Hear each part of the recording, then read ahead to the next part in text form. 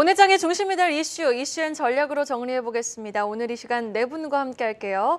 LNS홀딩스 김선영 대표, 에이블에셋 유강희 대표와 글로원 파트너스 이성웅 이사, 헤르메스 스탁 하창원 본부장과 함께하겠습니다. 네 분 어서 오세요.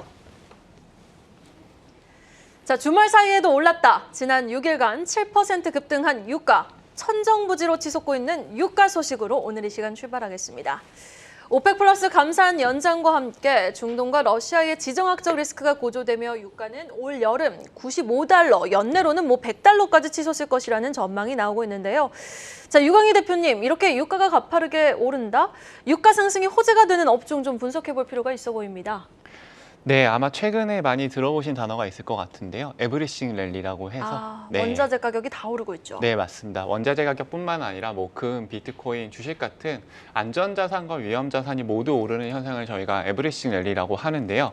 오늘은 그중에서 원유에 대해서 좀 설명을 드리려고 합니다.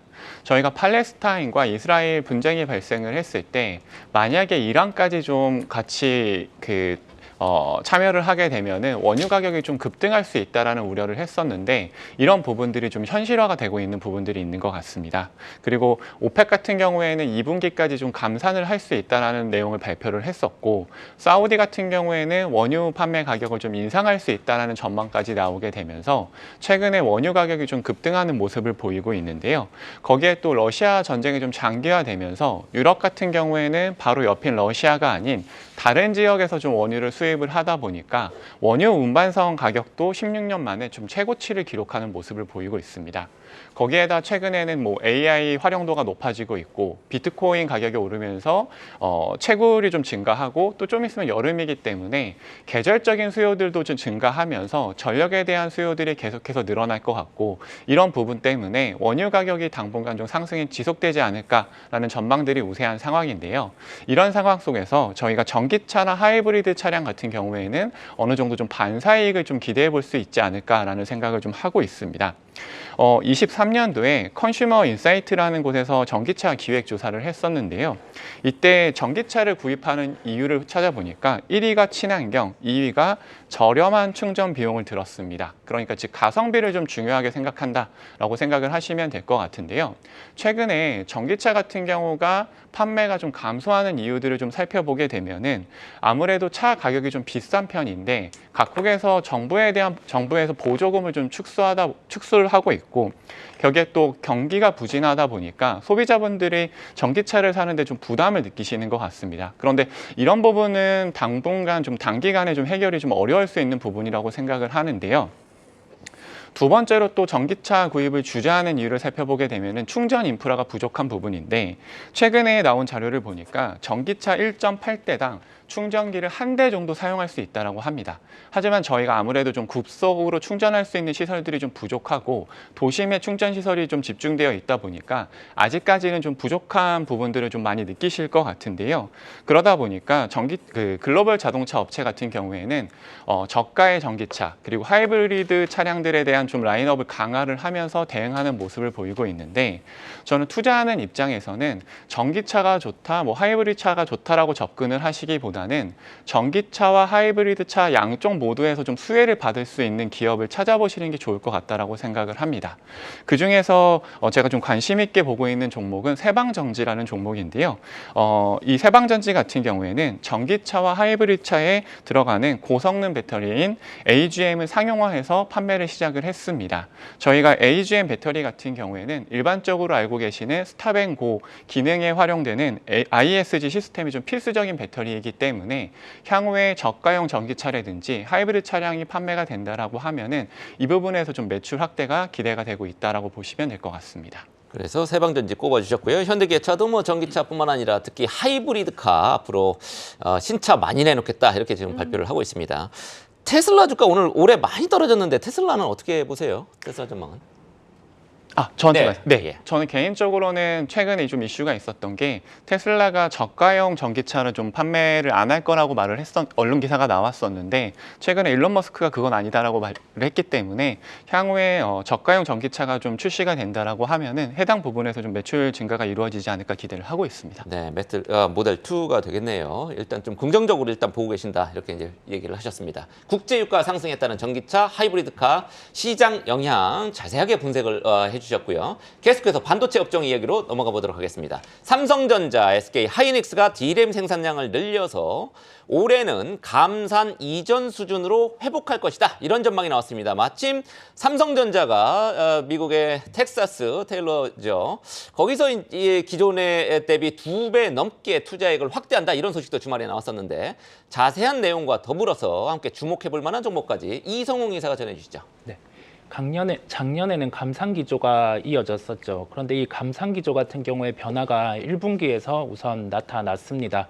우리가 D램이라든지 낸드 부분을 볼 때는 출하량, 그다음에 여기에 대해서 가격 증가 이 부분을 볼 필요가 있는데 1분기에는 출하량 같은 경우는 여전히 감산 기조 같은 경우의 형태가 나타났음에도 불구하고 가격 상승의 폭 같은 경우가 강했습니다. 이 부분이 의미하는 바는 이제는 고객사 같은 경우에서 공급사 같은 경우에 이 지위가 넘어왔다라고 볼 수가 있겠고요. 그러면 감산에 대한 부분의 단행은 자연적인 감산으로 톤이 변화가 되었다가 실제 이제 감산 부분이 원복이 될 것으로 보입니다. 구체적인 수치를 보면 삼성전자 같은 경우는 2분기 D램 생산량 60만 장의 예정에 있고요. 하반기에 가서는 66만 장 수준으로 증가 예정에 있습니다. SK 하이닉스 같은 경우는 월 평균 D램 생산량이 1분기에는 39만 장이었는데 2분기에 41만 장으로 증가가 예상이 되고 있고 현재 데이터로는 실제 증가분이 반영이 되고 있습니다. 하반기에는 45만 장 수준으로 확대가 될 것으로 보입니다. 그러면 우리가 일반적인 반도체 사이클 안에서 지금은 자연적인 감산에서 하반기로 갔을 때는 실제 감산 원복이 나타난다라고 하면 우선은 소재 부품주 같은 경우가 가동률이 올라감에 따라서 실적 회복이 먼저 나타나게 되고요. 장비주 같은 경우는 기대감으로 주가가 먼저 반등이 나왔다가 여기에 따라서 실제 시설 투자, 즉 캐펙스 투자를 단행할 때 상승에 대한 속도는 강해질 수 있음을 말씀드립니다. 저 공장에 먼저 들어가는 게 장비니까요. 네, 그렇습니다. 그래서 우리가 장비로는 원익 IPS라는 종목이 있고요. 이 종목 같은 경우는 지금 올해 나올 수 있는 이익 대비 시가총액 같은 경우가 역사적인 밸류 상단 부근까지는 와 있어요. 그래서 실제 증산을 단행할 때, 캐펙스 투자를 할 때 추가적으로 멀티플이 올라갈 수 있음을 말씀을 드리고요. 소재 부품 중에서는 DNF, 한솔케미칼 이런 종목들을 함께 주목하시면 되겠습니다. 네, 장비주 원익 IPS뿐만 아니라 DNF, 한 소재주, 한솔케미칼까지 좀 주목해 볼 만한 종목으로 꼽아주셨습니다. 뭐니 해도 이 D램 총력전에 나선 삼성전자와 SK하이닉스의 주가도 10만 전자, 20만 닉스까지 질주하는 날을 한번 기대해 보도록 네, 하죠. 할 수 있다. 네. 자, 이번에는 시선을 2차 전지로 돌려볼까요? 되살아난 반도체 업황과는 정말 대조적으로 2차 전지 업황은 좀처럼 터널을 빠져나오지 못하고 있습니다. 포스코그룹과 에코프로그룹의 시총이 한 달 새 20조 원 이상 증발한 것으로 나타났는데요. 자, 반등의 모멘텀이 될 호재는 부재하고 주주들의 근심은 커져만 가는 상황. 김선영 대표님, 투자 전략 재정비가 좀 필요한 시점일까요? 아니요. 재정비 굳이 할 필요 없을 것 같습니다. 그냥 하던 거 그대로 하시면 될 것 같고요. 굳이 이 상황에서 제가 계속 말씀드려왔었지만 그렇게 됐었으면은 이미 삼성전자는 우리나라에서 가로가 됐었어야 됩니다. 뭐 제가 이건 잠시 후에 말씀드릴 거고요. 국내 증시에서 2차 전지의 조정이 좀 길어지고 있습니다. 근데 정말 투자를 조금 20년 좀 넘게 한 입장으로서 이런 조정은 정말 많은 기업들과 많은 산업과 많은 업종들이 나오기 때문에 이건 노멀한 상황이라는 말씀 먼저 말씀드리겠습니다. 어쨌든 관심은 크게 줄어든 것 같아요. 그래서 이제 포스코 그룹과 에코프로 그룹의 시총이 한 달에 한 20조 원 정도가 줄어들었다는 그런 내용이 나왔습니다. 근데 이거 어쩔 수 없는 게 관심이 지금 밸류업 프로그램 같은 거 하면서 이제 지주사들이나 삼성전자나 우리나라의 탑 티어에 있는 기업 그쪽으로 다 쏠려버리기 때문에 지급 수급이 빠지는 건 어쩔 수 없이 너무 당연한 거고요. 만약 안 빠지고 이제 그대로 유지가 되면서 돈이 돌았다고 하면 정말 우리나라가 돈이 많이 돌았겠죠. 근데 그런 상황이 있을 수가 없습니다. 사실 기사 내용이 어떤 내용이냐면은 국내 증시에서 2차 전지 업황이 악화되면서라고 써져 있는데 이건 조금 제가 반대하는 의견이라서 타이틀을 좀 바꿨습니다. 내용부터 전달드리면 지난 4일 기준이죠. 포스코 그룹의 계열사 6곳의 총 합산 시총이 72조 1,929억 원이 나왔다. 나왔다. 그래서 한 달 전에 84조 대비해서 이제 12조가 감소했다는 그런 내용이 나왔고요. 그리고 같은 기간에 에코그룹이 56조 6,400억 원, 48조 4,800억 원 정도 감소했다 이런 내용이 나왔는데 일단 누구나 다 말하고 있죠. 전기차 시장 내에서 성장 둔화 신호라고 이야기를 하고 있고요. 그리고 일단 최근 테슬라 판매량이 38만 7천 대가 나왔습니다. 그리고 전년 동기 대비해서 9% 정도 감소했다고 했는데 지난주에 보면서 시장의 예상치가 한 44만 3천 대 정도 해서 시장의 예상치보다 10% 하회한 수치로 발표가 됐는데 제가 항상 말씀드리지만 시장의 예상치를 발표하는 그런 기관들은 정말 많고요. 그리고 이제 다 각자 개인 의견이기 때문에 너무 크게 마음 쓰실 필요 없을 것 같습니다. 이거 마음 썼으면 사실 우리는 2, 3년 전부터 거의 계좌가 가로가 됐었어야죠. 그리고 최근에 금리 인하 지연 가능성 나오고 있습니다. 그리고 트럼프 공화당 대선 후보가 임기 첫날에 전기차 보조금을 폐기하겠다는 얘기가 나왔었는데 이분 대통령 임기 시작하면 2025년인데 어차피 2025년까지 보조금 이렇게 많이 주면 안 됩니다. 그러면 중국만 계속 더 좋은 거기 때문에 앞으로 이런 부분은 보조금 굳이 필요 없어도 제가 지난번 설명드린 대로 그 해외 IB 자료였었어요. 2025년도 기준은 ICE와 EV 차량이 보조금 굳이 들어가지 않다 하더라도 제조 원가가 거의 비슷해진다라는 그런 결과가 있기 때문에 25년은 뭐 폐기하든지 말든지 그렇게 크게 신경 안 써도 될 것 같습니다. 보조금이라는 거는 말 그대로 어떤 산업이 처음에 성장할 때 좀 지원을 해주는 보조금이기 때문에 이거 평생 줄 수 없거든요. 그렇기 때문에 언젠간 줄일 보조금인데 뭐 줄일 거면 줄여라 뭐 이런 식으로 보시면 될 것 같고요. 단 이렇게까지 상황이 진행된 시작점을 우리가 좀 볼 필요가 있을 것 같습니다. 자연스럽게 넘어온 건지 아니면 어떤 회사가 만든 건지 볼 필요가 있는데 시장은 일론 머스크예요. 일론 머스크가 어떤 얘기를 했냐면은 당장 마진율 포기해도 우리는 마켓쉐어 잡겠다는 얘기를 하면서 그때부터 사실 치킨 게임을 만들었습니다. 근데 여러분이 잘 아셔야 될 게 지난번 삼성전자 이슈도 있지만 이 치킨 게임을 시작할 수 있는 게 결국은 시장 1위 하는 기업이 하는 거거든요. 삼성전자도 디램 제가 계속 삼성전자 매수하시라고 말씀드리면서 삼성전자 치킨 게임 하고 있는 거다. 지금 삼성전자 마켓쉐어를 위해서 이렇게 시장 때려잡고 있는 거기 때문에 나중에 삼성전자가 맘 놓고 올려버리면은 더 올릴 수 있다 이런 얘기를 했었는데 어쨌든 삼성전자 케이스를 보시면서 우리가 2차 전지 시장을 좀 보시면 될 것 같다는 말씀을 다시 한번 드리겠습니다. 네, 투자는 공포와 반대로 해야 한다라는 의견 전해주셨습니다. 특히 2차 전지 쪽에 그렇다 이렇게 강조를 해줬습니다. 믿습니다. 이번에는 빼놓을 수 없는 방산업종도 짚어보도록 하겠습니다. 정부가 원전과 방산산업의 수출 지원 계획을 밝힌 가운데 방산주 주가가 상승세를 이어가고 있습니다. 증권가에서도 방산주에 대한 기대를 계속 표하고 있죠. 추가 상승 여력이 남아있는 방산주의 토픽, 하청한 본부장은 어떤 기업 주목하고 있습니까? 네, 일단 저는 LIG넥스원을 좀 주목을 하고 있는데요. 증권가에서는 최근에 이제 현대로템을 조금 언급을 많이 하고 있는 것 같습니다.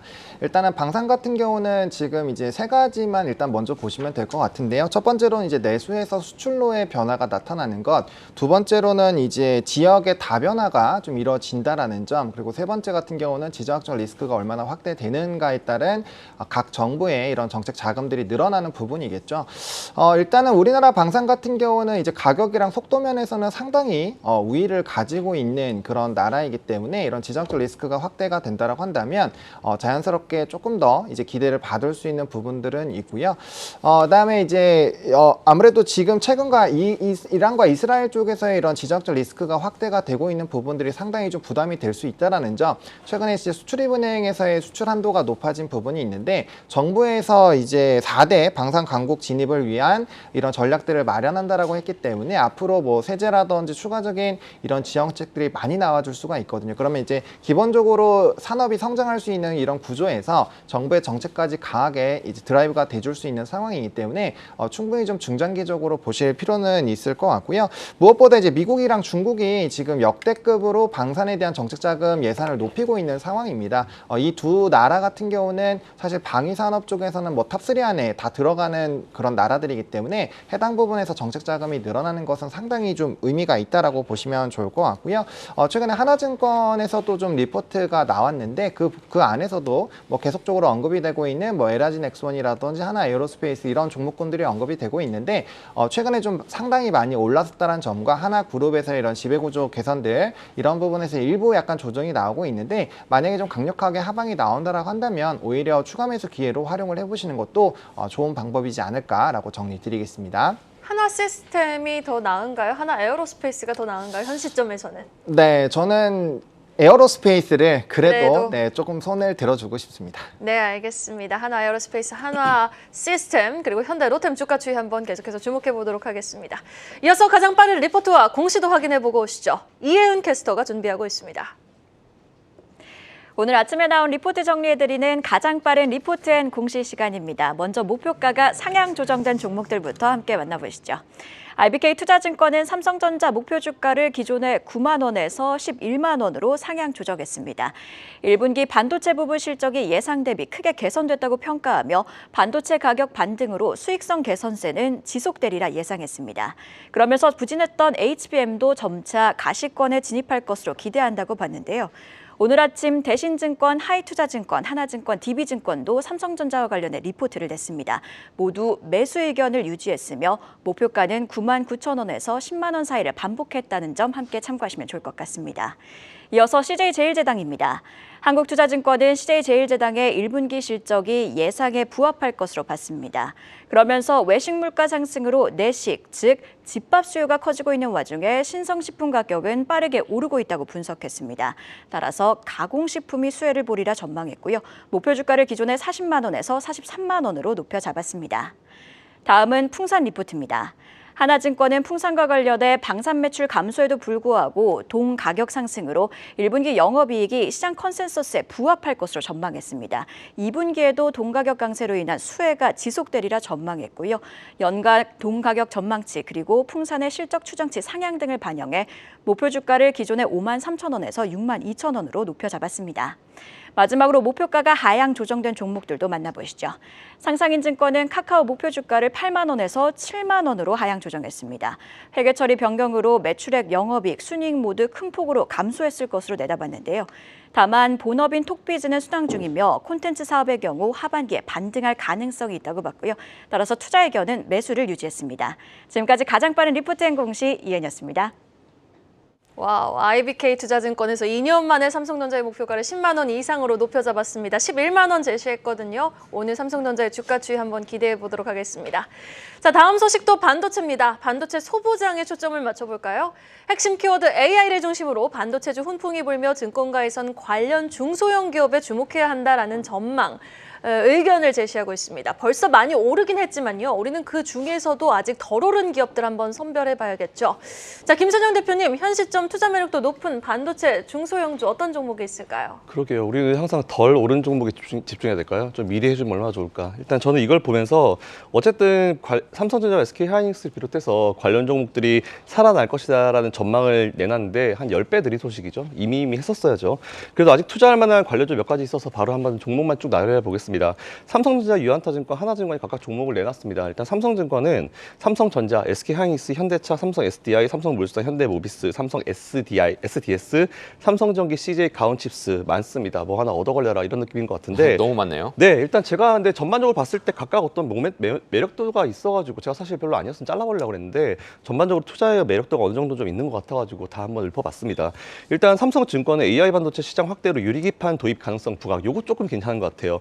관련 기업 주가도 강세가 나오고 있는데 삼성전기 같은 경우는 MLCC 및 기판 모멘텀으로 본 턴어라운드가 이제 예상이 된다는 그런 내용이 나왔습니다. 그래서 조금 올라갈 수 있는 업사이드가 있다는 그런 얘기고요. 참고로 현재 국내 주요 반도체 패키징용 유리기판업은 삼성전기, 앱솔리스 그리고 이제 LG 이노텍인데 LG 이노텍 애플한테 조금 이제 지금 이제 좀 따돌림 맞는 그런 느낌인 것 같은데 어차피 올 연말 되면은 아이폰 새 거 나오면 거기에 AI 들어가지 않을까 싶습니다. 그렇게 되면 LG 이노텍 다시 뜰 수도 있기 때문에 이 부분 체크해 보시면 좋을 것 같고요. 삼성 SDS 역시 뭐 키워드는 AI다라는 거 체크해 보시면 좋을 것 같습니다. 유한타증권은 SK하이닉스, 코미코, 인텍플러스 세 가지 했는데 뭐 SK하이닉스는 뭐 너무 뻔한 그런 이슈인 것 같고요. 코미코 같은 경우는 주력 반도체 기업들의 가동률 회복, 이에 따라서 이익률의 회복세가 이제 예상이 된다는 그런 내용이 나왔습니다. 그리고 인텍플러스는 글로벌 반도체 탑티어 기업들의 반도체 패키징 투자 확대에 따른 수혜 기대, 이것도 좀 한번 공부해 보실 필요가 있을 것 같고요. 마지막 하나증권은 삼성전자, S-오일, 그리고 현대로템 이 세 가지 제시했으니까 공부 한번 해보시고 투자해 보시면 좋을 것 같습니다. 네, 반도체 소부장, 소재 부품 장비주 중에서 이성웅 이사는 어떤 종목 눈여겨보고 있습니까? 지금 출하량의 회복이 핵심입니다. 2분기에 이 부분이 본격적으로 나타날 거고요. 그러면 우리가 기존의 직구 같은 부분, 소재 부품주 같은 경우가 지금 예상되는 영업이익 대비해서 한 10% 이상은 기본적으로 더 나올 수 있어요. 그렇다 보니까 우리가 그 관련해서 실적이 가장 증대가 클 수 있는 종목을 볼 필요가 있고, 종목으로는 하나머티리얼즈 같은 종목을 탑픽으로 말씀을 드립니다. 네, 알겠습니다. 하나마트리얼스 지난주 시장이 좀 부진했지만 그럼에도 불구하고 5% 이상 올랐는데 그만큼 좀 에너지가 응축되어 있는 모습입니다. 추가 상승 여력 한번 기대해 보도록 하죠. 네, 그런 것 같습니다. 자, 추가 상승에 기대되는 반도체 소부장주까지 쭉 정리해 주셨습니다. 계속해서 다음 이슈, 해외 여행 수요가 코로나 이전 수준을 넘어서면서 여행주들의 1분기 실적 기대 매우 커졌죠. 그런 가운데 최근 대만 지진의 영향으로 주가는 조금 조정을 받은 그런 모습을 보여주고 있습니다. 지금의 조정을 매수 기회로 삼아야 할까요? 하청한 본부장 의견이 궁금합니다. 네, 저는 뭐 좋은 기회가 되지 않을까라고 생각을 하고 있습니다. 일단은 최근에 시장에서 주목을 받고 있는 산업군들을 잘 살펴보시면 수출 데이터가 굉장히 좋아지거나 아니면 실적이 굉장히 좀 턴어라운드를 하고 있는 기업들이 상당히 좋은 흐름들이 나타나고 있습니다. 물론 이제 여행 같은 경우는 뭐 유가라든지 지정학적 리스크 그리고 말씀해 주셨던 이런 자연재해와의 연관성을 뗄래야 뗄 수 없는 상황이지만 사실 이거는 우리가 예측하기도 어렵고 막기도 어려운 부분입니다. 그래서 만약에 해당 부분으로 단기적인 조정을 받는다라고 한다면 충분히 관심 있게 보시면 좋을 것 같고요. 이게 만약에 우리나라에서만의 움직임이라고 한다면 조금 물음표가 생기겠지만 뭐 최근에 미국 쪽에서도 굉장히 많은 여행객이 늘어나고 있어서 에어비앤비 같은 종목 같은 경우도 주가가 저점 대비 상당히 많이 올라온 부분이고요. 그리고 우리나라에서도 지금 면세 관련된 종목에서는 뭐 대표적으로 글로벌 텍스프리 같은 종목은 일평균 매출액의 최대치를 갱신을 한 모습이 나타나고 있습니다. 그러니까 여행에 대한 수요가 단순히 우리나라에서만 늘어나는 것이 아니라 국내적으로 동시다발적으로 이루어지고 있다라고 보시면 좋을 것 같고요. 일단 산업이 성장을 할 때는 P와 Q가 증가하는 것이 굉장히 중요한데 여행 산업에서 일단 Q는 절대적으로 늘어나 있는 상황이고요. P 같은 경우도 코로나19나 뭐 이전과 비교했을 때 약 20% 정도 평균 판매가가 높아졌습니다. 그래서 이전보다는 뭐 저가형 제품들이 많이 있기보다는 조금 더 돈을 내더라도 즐길 수 있는 방향으로 나아가고 있기 때문에 앞으로 뭐 패키지라든지 여행 상품에 대한 수요는 계속적으로 늘어나지 않을까라고 보고 있고요. 대표적으로 하나투어가 이번에 배당락까지 영향을 받으면서 좀 주가의 하방이 크게 나왔습니다. 근데 이러한 좀 전반적인 턴업되는 이런 기조가 단순히 좀 눌림 있었던 이런 보복 심리 때문이 아니라 지속적으로 나타날 것이라는 전망이 상당히 높은 상황이기 때문에 그런 관점으로 본다면은 충분히 중장기적으로 보실 필요가 있지 않을까라고 생각을 하고 있습니다. 그런데 2분기는 괜찮아요? 2분기 워낙 여행 비수기고 또 유가도 이렇게 많이 올랐는데 2분기 실적에 대해서 좀 우려감이 형성될 수도 있을 것 같거든요. 네, 뭐 물론 단기적으로는 그런 흐름들이 나타날 수 있다라고 보여지고 있는데 여행에 대한 이런 증가 수량으로 봤을 때 그 수 자체가 굉장히 유의미하게 일단 턴어라운드가 나타나고 네. 있고요. 또 올림픽이라든지 이런 이벤트가 있기 때문에 충분히 이제 이벤트성에 따른 수요도 크게 늘어날 수 있지 않을까라고 보고 있고 그래서 만약에 여행주가 조금 불안하시다면은 지금 일매출이 굉장히 잘 나오고 있는 면세 쪽에서 뭐 글로벌 텍스프리 아까 말씀드린 것처럼 이제 내수 쪽으로 영향을 많이 받는 쪽으로도 관심을 돌려보셔도 충분히 괜찮지 않을까라고 생각을 하고 있습니다. 여행 수요가 유가 상승을 상쇄할 것이다. 이렇게 이제 전망하신 거네요. 네, 알겠습니다. 1분기 호실적이 전망되는 여행주, 현 시점 저가 매수의 기회가 될 수도 있다라는 긍정적 의견 제시해 주셨습니다.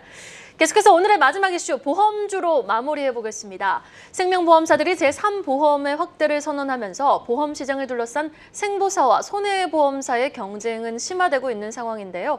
구체적인 내용과 함께 보험주에 미칠 영향, 유강희 대표님이 좀 정리해 주시죠. 네, 제가 먼저 설명드리기 앞서서 조 부장님께 질문 하나 드리고 싶은데요. 보험 관련된 책을 쓰셨으니까. 네. 오래전에 썼습니다. 네. 절판됐으니까 사지 마시고요. 작년에 삼성생명과 삼성화재 중에 어느 회사 영업이익이 더 높았을 것 같으신가요? 아, 그래요? 생명에서 화재로 바뀌었나요, 혹시? 삼성생명과 삼성화재 둘 다 있는데. 네. 그러니까 그 영업이익이 더 높아졌나요? 네, 화재의 영업이익이 네, 삼성생명보다 더 높아졌나요? 네, 맞습니다. 네, 네, 정확하십니다. 맞췄습니다. 네.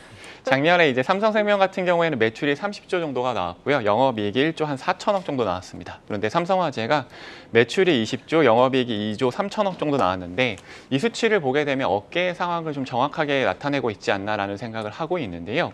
23년도에 생명보험사, 손해보험사의 단기순위 합계를 보게 되면은 13조 3,500억 정도로 22년 대비해서 45% 정도 증가한 것으로 나왔습니다. 그 중에서 이제 생명보험사 같은 경우 단기순이익이 한 5조 정도 됐었고요. 손해보험사 단기순이익이 한 8조 2천억 정도를 기록을 했습니다.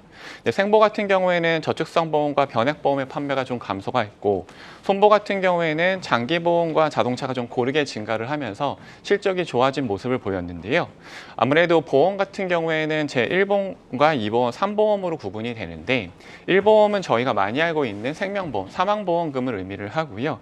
2보험 같은 경우에는 손해보험, 자동차 보험을 의미를 하고, 3보험이 건강보험에 해당이 됩니다. 그런데 생보사 같은 경우에는 일상배상책임보험 특약이라고 해서 우연한 사고에 의해서 제3자의 신체나 물품에 피해를 줬을 때 보상받을 수 있는 특약이 있는데, 생명보험사들은 이런 배상보험 책임 판매가 제한이 되어 있었습니다. 그런데 손해보험사 같은 경우에는 건강보험을 판매를 할 때 일배치 특약을 같이 넣게 되면서 생명보험사에 비해서 경쟁력이 조금 앞서게 됐었는데요. 이렇게 되면서 23년도 제3보험 점유율을 보게 되면은 생명보험사가 25%, 손해보험사가 한 75% 정도를 기록을 했습니다.